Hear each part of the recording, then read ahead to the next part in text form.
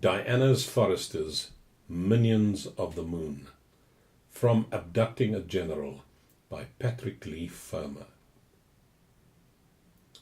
The party, when I found them, were stars scattered about a tumble-down stone hut shaded by a clump of tall plane trees and a beetling rock with a waterfall and a deep pool. George Harakopos, his old father, and his pretty little sister were looking after them in this Daphnis and Chloe decor. Billy, in his account, records that as the party had been there for 2 days, and as there were many mouths to fill, and also a chance that George, the mainstay of the household, might leave us, I tried to force some sovereigns on Uncle Ephthemios, his father. This was a scene that had often happened. 2 years before, I had sent 5 sovereigns with a covering letter saying, "Herewith for cigarettes," to Aleko Kokonakis, the schoolmaster of Yarakari, who had been ruining himself and his friends in support of British stragglers. The coins came back the next day with a note. "Thanks, Miali, but I am a non-smoker." It was nearly always the same story. We managed to pay our headquarters expenses, but little else, except occasionally helping people left in the lurch by sudden death or disaster. The same applied to all this lordly talk of dispatching runners all over the island. They, like everyone else in the story, were unpaid volunteers who worked as they did because they felt honor-bound to do so. We were allies, and there was no more to be said. That is why all the references to hirelings of the English in German communiques were so ludicrously wide of the mark. They were as mistaken as their references, in the context of guerrilla activity, to communists and Bolsheviks. The only communist contributions to the Cretan resistance were their attempts to disrupt the resistance for post-war political ends, as they managed to do with great skill in the rest of Europe. Fortunately, they were in the field too late.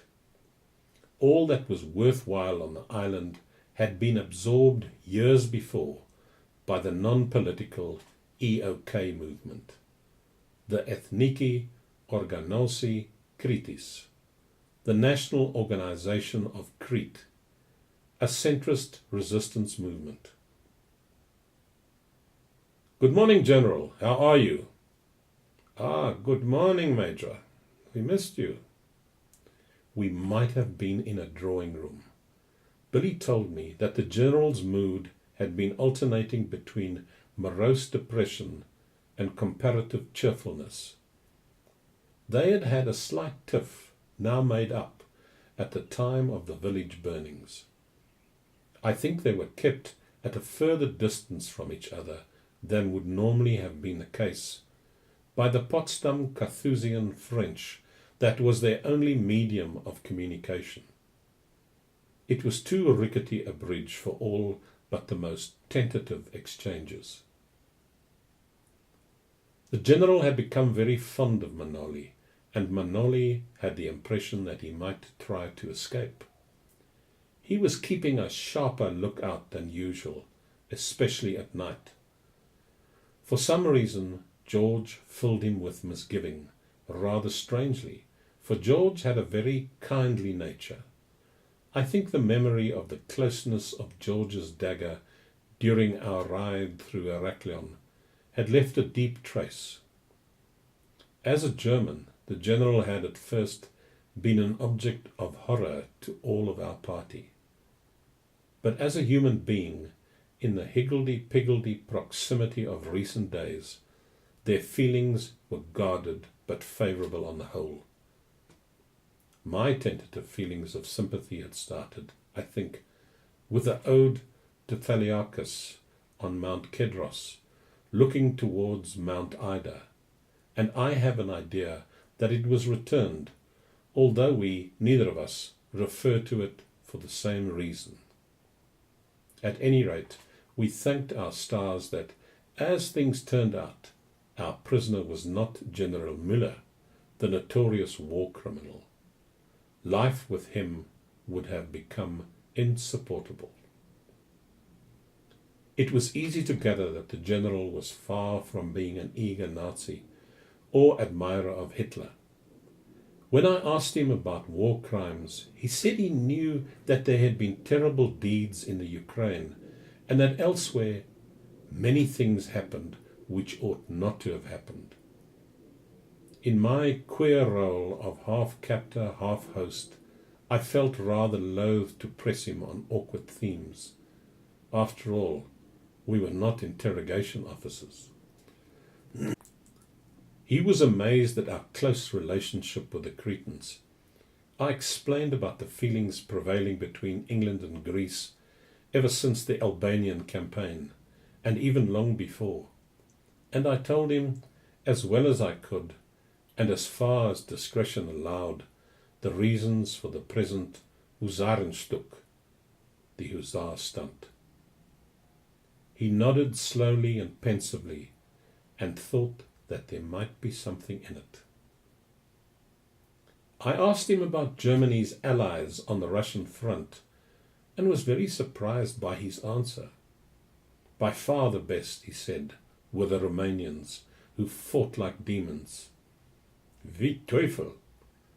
Not perhaps, it occurred to me, so much for ideological reasons as from ancient and atavistic fears, all too justified, about the fate of Bessarabia.